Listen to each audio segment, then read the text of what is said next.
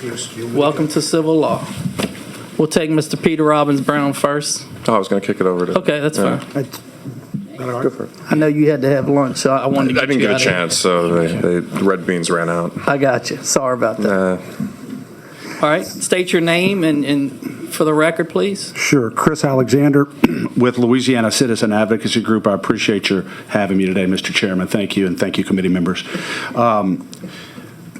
First of all, I want to thank Senator Miguez for his efforts to assert the constitutional right of citizens to keep and bear arms under our Constitution. We applaud him for his efforts. But we have a very profound concern with how this bill is currently postured. The bill provides that only people who have a permit to conceal carry will have the civil immunity from lawsuits if they can show that their actions were justified or taken in self-defense. Permitless carriers are excluded from that civil immunity under the bill. So the question is this: if we're bringing a permitless carry bill and asserting that citizens have a constitutional right to keep and bear arms without government intrusion, and that's the whole purpose of the permitless carry bill, why are we excluding permitless carriers from the purview of immunity in this particular bill? So that is a real concern. There are a lot of permitless carriers who either will choose not to or don't have the money to go and pay the government to secure a permit. Yet they know how to use their firearm. Either their father, their brother, somebody taught them how to use their firearm, and they're law-abiding citizens. So why are they excluded from the full protection regarding civil immunity under this legislation? That's the question.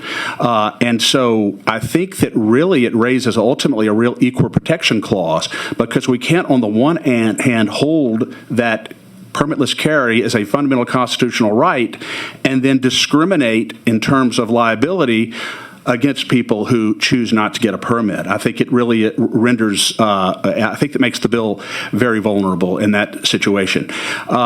It's as though we're telling citizens under this legislation as it's currently structured that we're protecting your right legally to conceal carry, but if you just don't use the gun in self-defense or engage in any kind of justified action, because if you do, then you're going to be subject to precisely the kind of civil litigation that Senator Miguez was up here saying we need to avoid, where you're being drugged through the court system, very, very high costs to litigate those cases, and you're having to basically show that your actions were justified. I thought that's what we were trying to avoid. So I think there's a large swath of Louisiana citizens who are going to be rendered very vulnerable in terms of civil liability because of this legislation, because they're excluded from the protections under the bill. And I understand Senator Miguez's position that there's another portion of the bill that says nothing in this section shall be construed to abrogate or limit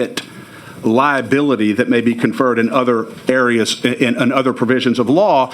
But the other provisions of law in civil law in Louisiana involve precisely those kind of comparative fault determinations that people get in court over for a year, 2, 3 years.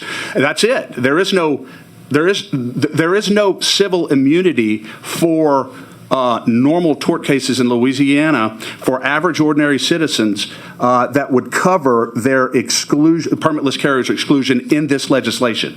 So it's a real concern, and I just don't want to get on the bad side of all of the permitless carriers who have contacted us across the state saying, what does this mean? A constitutional right is being conferred on us, but we don't seem to have any protection if we actually have to defend ourselves or protect ourselves. So that's the concern, and I appreciate the committee hearing us out.